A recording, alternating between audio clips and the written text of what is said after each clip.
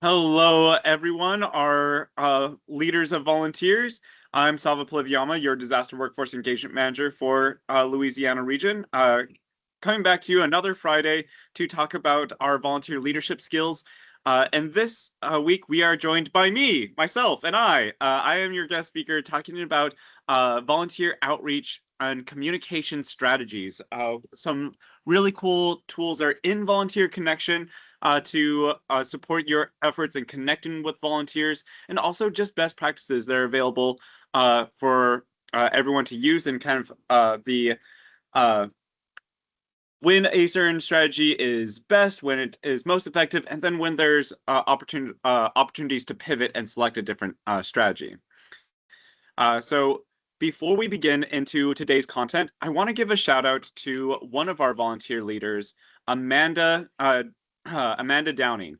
She is the DAT volunteer partner and has really been rocking it on maintaining communication, connecting with volunteers, and doing what a good volunteer leader should be in making the activity easier to engage into.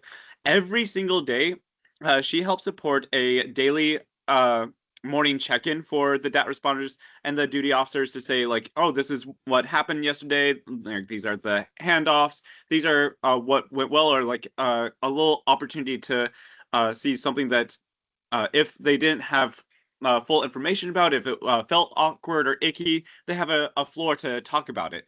She also helps maintain the accuracy of all of our RC Respond records, ensuring that the duty officers did close out everything that responders were on scene, off scene, just making sure that everything is accurate and that people are getting their volunteer hours through that automated system. Without that, it would be really hard to really see the work that's being done. And then something else that's pretty awesome as we talk about communication. She shares an email nearly every day that goes over the duty officer schedule, what cases are still open that still need action on it, or what duty officer schedules are coming up, who's uh, working that week, who's the regional leadership on call, and then also if you need to use one of our virtual DAT responders to help clients out there in the field, she keeps the roster there as well. All of these are great examples of what it means to be a volunteer leader. Sometimes it's not the things that you're doing directly in front of people's face. It's not calling meetings and delegating tasks and working. Sometimes it's the day-to-day tasks that you maintain just to make sure things are fluid, stuff that you don't see every single time. It's not right in front of your face, but a true leader is there to support their team, sharing information and just making themselves accessible. So for today, as we talk about communication, I want to highlight Amanda Downing and the work that she does for the DAP program. As we look at the heartbeat of our mission, we have so many metrics that we're going around, but every single number has a person behind that metric that is doing the work. So here we can see the health of our workforce. We've actually grown 3 more volunteers from last week. So 541 there. We have 370 volunteers that are actively engaging, participating in mission critical work in the last 90 days. So that's 70% of our overall workforce of the 541. And that is helping boost up the activities, what we give out to the community.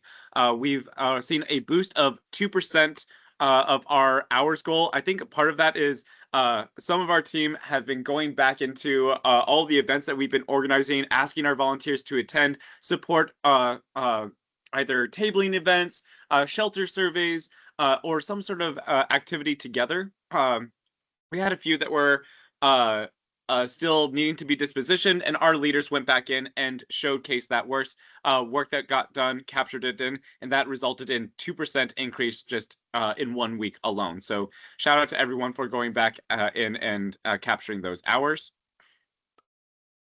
As we look at our operational readiness, this is the goals of how well do we think that we are looking to respond to disasters. Our region is accountable for being able to stand up and operate a level 3 disaster relief operation that happens in Louisiana, and at least initiate a level 4 for 72 hours until help arrives. That's where we get our goal of having 415 credentialed responders in all sorts of different areas. And from last week, we left it off at having 280 volunteers trained in mission critical gaps, group activity positions, as their primary role that they will serve if something happens. We still see the biggest need of feeding leaders. This week, we have jumped up to 285. So we've gotten 5 more people trained in a mission critical gap.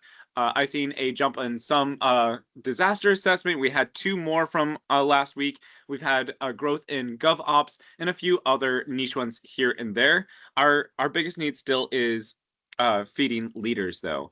As we transition away from May and go into June, our next focus is just to prep ourselves up and getting ready for the next fiscal year. So we go back into training on our onboarding academies, our disaster action teams, making sure that new volunteers have a place to get direct training about how they serve in their local areas on those disaster action team, most commonly house fires. We have a instructor specialty training. Right now it's scheduled for Wednesday, June 17th, to help train up more instructors to build capacity for our training program next year. And we are out in Southwest Louisiana. Elizabeth Dawson is working with a full team to help with a outreach, a partnership event with the Episcopal Church, which is at the very end of June. So lots of mission critical work to help us organize, get our foundations as we jettison ourselves into the next fiscal year. But enough about where we're at right now. Let's talk about some incredible volunteer leadership skills that are going to help us reach out and connect with as many volunteers as possible. Today, we're talking about everything of how we modernize our volunteer outreach. Behind just calling every volunteers, phone calling, as we'll talk about, is incredibly important way that we connect with volunteers, but it can take a lot of time to call down all of your volunteers. And when we have so much on our plate, we just talked about all those metrics that we need to meet, how much service we need to do out in the community, how much training we need to get our volunteers in those mission critical gaps. It can take a lot of time to call down, especially if we have to immediately jump into action and respond to a disaster. We don't want to be holding up the pipeline by relying on one single communication strategy. So let's look at different communication tools available to us and see which ones are appropriate and how do we ensure that information is flowing directly to our volunteers when and where they need it, and they have an opportunity to share that information back with us with two-way feedback systems. So I really want to hone in on phone calling. Every single time we have a disaster operation, I do have leadership that reach out to me and ask, like, hey, isn't it easier? Like, shouldn't we be doing a call down of all the volunteers? Aren't you, why haven't we been making direct phone calls with every single volunteer in our area? And I want to reassure you, we do. There is a time and place for it. We want to make those key touch point of phone conversations, clarify expectations, but there are ways that phone calls can make a huge impact, and usually it's with those high touch relationships where we can really deepen the connection, go over complex information. It's a way that we can provide direct, nuanced support in making sure that we're being very clear about what needs to get done. Or if we need to mobilize a workforce, it can be helpful with small-scale operations where we only need a few core volunteers that we already know. Like when we're setting up an operation, we need leadership volunteers where your flop line, your leadership team, the directors, there's only about 5 to 7 of them on operation, and we already know the clear qualified responders. Yeah, absolutely. We're going to call down those ones really quick. But when we have to stand up and could be reaching out to as many as 80 people, those phone calls can take a long time. So mass mobilization, phone calls might not be the most effective tool. Additionally, if it's just a routine administrative notice that happens every single week, you may not need to call that person like, okay, here's the updates going on right now. Uh, we we want to be looking at other ways of connecting. Something that I'm going to be bringing up frequently during this conversation is about communication fatigue. And uh, uh, all of these different tools that we have at our disposal are really key at flowing information, but they do have that caveat that every time that we're making a touch point, we could be running the risk of creating communication fatigue, information overload, and all of these methods have a different rate at which they reach that trigger point. Uh, Phone calls, while they have the high touch retention and relationship, it does require a high cognitive load to answer the phone call, and it can be seen as a social intrusion. Of course, when we're talking about disaster, it is entirely appropriate to make a social intrusion because there's an emergency. We need to uh, get people on the road, so there is some understanding. Of course, disasters don't always care about what time of day it is. We've had disasters that happen at night, and I don't have anybody on call. I don't have people that said, give me a call. So I have to get people out, and I have made phone calls in the middle of the night. That's a huge social intrusion that some people did not sign up for, do not want, and it can actually hurt relationships if we're doing that all the time, not making intentional plans of how we're going to mobilize and communicate with our teams, that we don't have to rely on phone calls every single time. Phone calls require like a sync between you and your team team members, real-time attention, and this expectation that it can interrupt whatever they may be physically doing at that moment.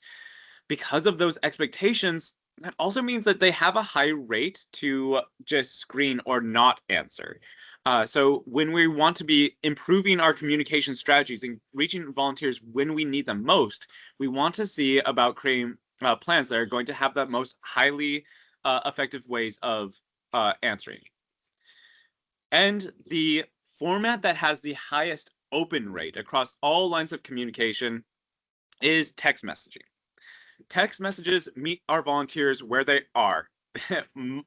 Almost all of our volunteers. I say that because I have one really close friend that still has a flip phone that they do not update or upgrade at all, and this is a young adult, like early 20s. But by and large, most people have a smartphone that they're on at all times. So sending out text messages meets them where they are on their phones in real time. It boasts the highest open rate with 98% of text being open and read within 3 minutes of being sent. Does that mean they answer it all the time? No, because there are other ways that even text messages may have their own communication fatigue as well that we'll talk about. But text messaging is best when you want to ensure that people receive it. It can be critical for quick turnaround events. This is why both in Louisiana and nationally, we use text alerts to notify when there is a critical need to deploy responders. In Louisiana, if we don't have people updated with their disaster availabilities already saying they're ready to respond, we send out a disaster availability survey to get a quick response back and see who is willing to mobilize before we start making those direct phone calls. At the national level, if there's still not a high number of people with their disaster availability for a given staffing need, they'll send out a ad hoc request, which is a text message alert to responders asking them to fill out a survey very similar of what we ask in Louisiana. Our deployment teams then have to call those people that answer the ad hoc survey to see if they can mobilize. So text messaging, great for rapid dispatch response if necessary, if you don't have people on call already. And then it does reduce administration friction. you can send a text alert to multiple people simultaneously instead of those individual phone calls that can take a long time. Even if someone is answering the phone call, it's still not guaranteed that they're going to have a positive response to whatever you're asking. They may not be able to deploy or go up for that event. And you may still have to do a long conversation of just rapport, relationship keeping before you get the business need. So text messages help reduce that administration fatigue as well. That being said, just like I said, everything still has its own fatigue trigger point. Because text phone message, like on their phone, it is highly personal and it's immediate. Many people actually treat their text inbox with high sanctity, that it's like direct to them and personal. So if they are receiving multiple texts a day for non-emergency reasons, it can quickly peter someone out within 48 hours is the general fatigue point for text messages. And at that point, it stops being helpful and now it's invasive. And they may ask to unsubscribe, opt out, or for us, they may say like, you know what, this is just too much. I am going to ask not to be to volunteer because it's just pinging me all the time and I can't focus on my other non Red Cross tasks. So there is a balance point for text messaging as well. That gets us to, if we don't want to bombard them with texts, what about email? Email is ideal for providing great context, detail, and scheduling.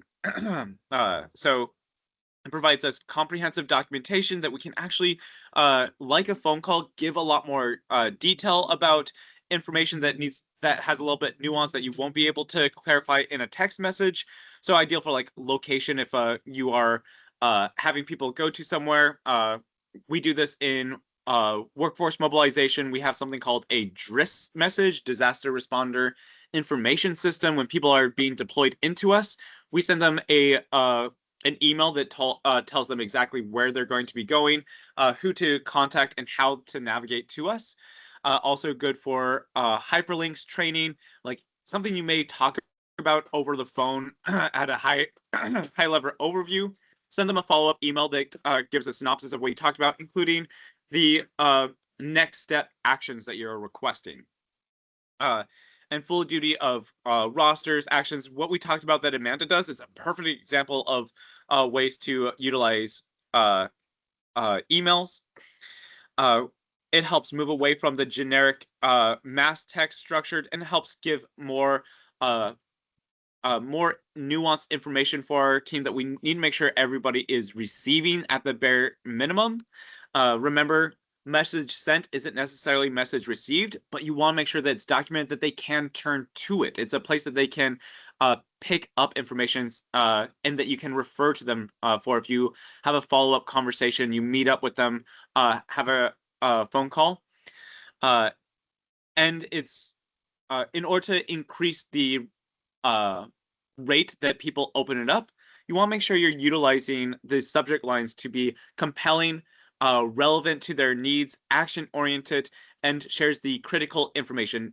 It's like a expedited bottom line upfront message for those subject lines. And the more that you make it consistent, that you have the same communication that you do week, daily, monthly, however you want, people are going to form the habits of getting into those emails and making sure that it's not bombarding them.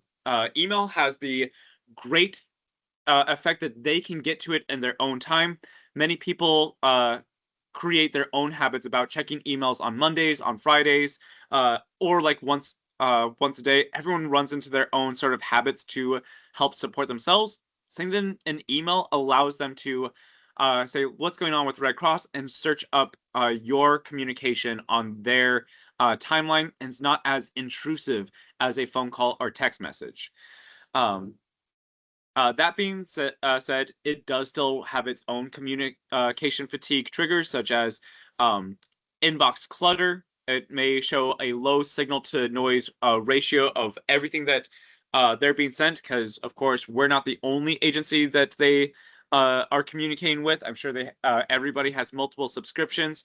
So how do you make sure that your communication is standing out to them and not getting lost into all the communication that the whole country is sending them?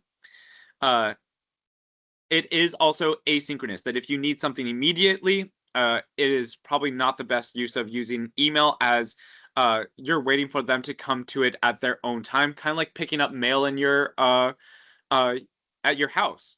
You have to schedule time to go and pick up that mail. Same with email as well. And generally, the rule of thumb is that people aren't there's no expectation that people really respond to an email within a few hours.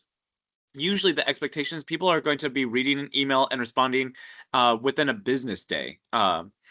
So on one hand, that creates a higher tolerance to emails.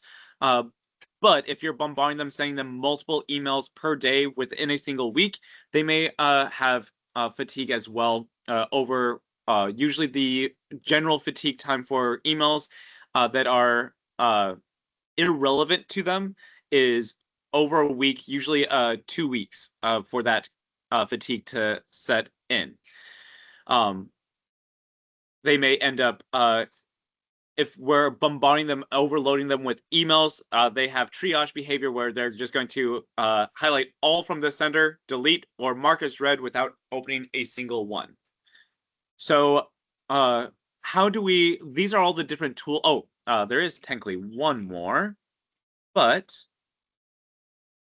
there's one more method, but before we dive into it, let's go into some additional tools to make your emails more relevant as well. And that is something that Volunteer Connection actually does help you with. Yuvraj did a great job at talking about all the Volunteer Connection tools last week. I'm going to do a deeper dive on the communication tools available to us. We have our group share tools and also an email/SMS or communication center tool that can be requested. So within group share, we can make any volunteer a leader of a group share. Very common if you're going to promote someone and they're going to be a team leader anyway, we would like them to be a leader of the group share for the team that they lead. This allows them access to leader actions, including an email tool. So anytime you use that email tool, it is tracked in people's volunteer connection profiles. You have the confirmation that they did receive it, that it was sent out to them. And you can also filter it in to make targeted communications. Volunteer Connection allows you to filter for a few different options we'll talk about in a bit. It also has some additional great tools, such as a calendar tool to set up reminders, like, oh yeah, you don't have to have it as an event. You can have it as a ping, an information only, where it tells you to remember to send out a schedule, remember to send out a report, an impact report. Same too, it has a task tool in there that you can do the same thing with. If you wanted to, you can request access to the email, SMS, or communication center tool. That one does have to be requested through volunteer services, but it also allows you not just to send out mass emails, but also mass text alerts. And then you can use it in conjunction with your group shares to say which team that I want to notify. And the communication center even has a feedback tool that people can respond to the text messages that you send. So you have that way of communicating directly with individuals as well. Some best practices when you're doing this is to use that targeted communication. Group shares already have your team together, but you can further delineate down by position if you're just looking for other team leaders, coordinators, or if you're using a geographic span of control and say, I only want to message the DAT Team 1, DAT Team 2 that oversee this jurisdiction. You can do it off of qualifications, gaps, geography. You can even put in if you're using the communication center, you can put a zip code and filter by a certain mile radius around that zip code if you're really trying to hone it in on a specific neighborhood. Best practice is to make these communications timely, that you have your go-to communication, like we talked about with Amanda Downing, putting it in the weekly and daily schedule. You have something that goes out on Mondays every week that volunteers can look for. They know to expect it. If they don't check their emails on Monday, they can go back to their Monday inbox and check it out. And it allows you to follow up with them if you have a phone call on Tuesday, like, oh yeah, yesterday on Monday, if you check out our updates email, you'll see that information there. Be sure to give it a read through. And then tailor your communications. Put the business line up front to make it really easy when they're first reading what they need to get out of that information. Repeat critical information. What I always do, at least with emails, if it's a event, I put in the date and time in the subject line and in the body of the email, because every single time I miss doing it in one or the other, people always ask when the event is. So put it in both. Half of your team is going to read the subject line. The other half are going to read the body of the email. But if you're repeating those critical information, you're covering your bases. And of course, with repeat sends, like you may have an update in week 1, and then week 2, you just send a reminder, like, by the way, last week we did talk about this. So just multiple ways that you catch that information. Having human emotion in the subject lines and in the body of the text. Actually, I'm glad Alicia's on here because she's a master at making the communications that we send out to our workforce emotional and really tugging at the heartstrings of why it's so important. And then make use of keywords. Again, this is part of that philosophy of repeating critical information and making information easy to find. If you're utilizing keywords, it makes it really easy for people to search for it later on. This is great if you have a recurring email that you send out every single week. You're using the same keyword so that if somebody misses it, they know to look for that keyword to find those communications. So the final tool that we'll talk about is chat rooms. So if we need something fluid, opening up discussion, chat rooms are actually a great way of getting a fluid communication and creating a virtual water cooler talk. This actually really was helpful during the COVID pandemic, and when we moved from being in person 24/7 to being virtual 24/7. So thankful that we're not virtual 24/7 anymore, but these are critical tools that shouldn't go away. We found benefit from them. Having a virtual chat room, when people are signed up and saying that they are reserving time to volunteer, being a part, like if they're going to a DRO, on my workforce teams, I always set up a watch floor where our workforce team can talk fluidly with one another, helps build camaraderie, peer-to-peer problem solving, so it's not all on you as the leader, but your team can help support one another as well. And that also lets you know, actually, this person is always answering everyone else's question. Maybe they could be a leader that helps us connect with everyone as well. Low friction collaboration. The struggle with chat rooms is that it is asking for attention when you're logged on. So it's best when someone has already made the commitment to give you that time and help with having steady stream of communication. It's not effective if you're trying to get a hold of somebody and they're not like they were not on call, they're not on the schedule at all, they didn't say they're going to be volunteering that time, and you're going to send them a message. It can be highly intrusive, or they're just not going to read it until they come to volunteer and sign up for their next shift. Otherwise, if you start using it in that way, they're going to mute the channel, close the app, or set it to do not disturb so that they're not being intruded upon. So we talked about it all throughout here, but the key thing is that every communication strategy has its benefits, has its weaknesses. Us as leader, our responsibility is to identify what is most appropriate and how do we circumvent communication fatigue. The 3 things to keep out for is avoiding sameness, that we're communicating in multiple ways to cut through the white noise, and maybe utilizing our communication conjunction, sending a calling somebody and then say, don't worry about everything that I'm saying here. I'm going to send you an email that provides a synopsis, or send out an email and then a text alert like, hey, we really need people. I sent an email that has more details, so that we're sharing it in multiple ways. Avoid low relevancy, that we're not bombarding people with multiple tasks that that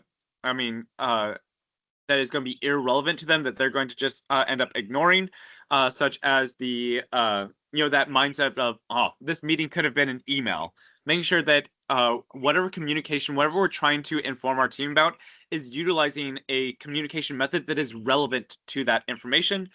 And finally, avoiding the cry wolf effect, that we're keeping whatever communication method aligned with how important it is, that non-urgent emails are not being made as a phone call to people, that we're not sending out text message after text message that could have been done as an email, and that we're really reserving those texts as emergency only situation.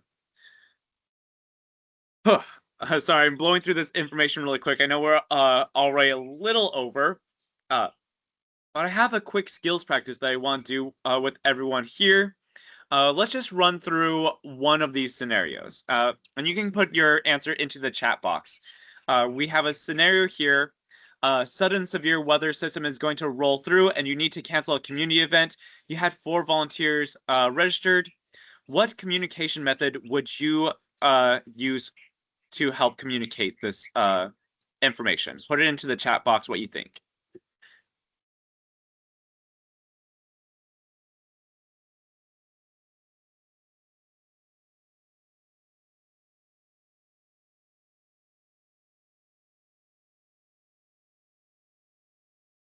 We got one answer, calling and text. We got a agreement from Tiffany.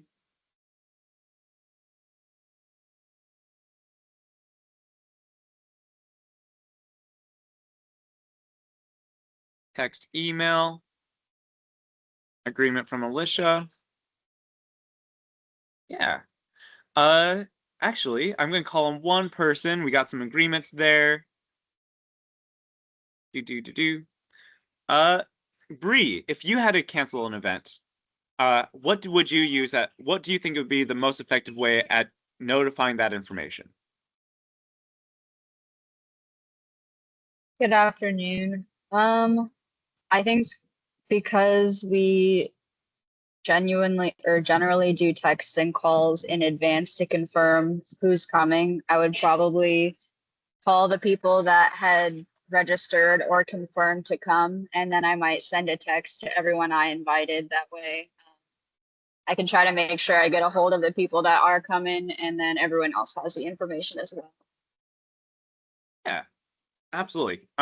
And I think there's generally a consensus in here as well, mixing up between call and text. Some of the most significant factors is that this is immediate. We need to make sure they receive it. So a text message, as we talked about, has the highest open rate of 98% of texts are seen at least opened. But then if you didn't get a confirmation from the text, you're calling them because there's only 4 people registered. It has a low number of people that were registered, so we can utilize that time to call. I think if it was a bigger event that had a lot more people onto it, we may send out a text and an email with the information. But with it being so few, I fully support calls. Like it's coming in immediately. There's another scenario on here, just out of effort of time. Read it over, watch over this recording, and think to yourself, how would you help this volunteer lead? So just chatting about its best practice is also to make sure that your communication has two-way feedback, that there's a way that they can respond, that you're being intentional with your communication, and that you're doing what you can to follow up on the communication when you send it out. outreach is meant to be a conversation, not just a monologue.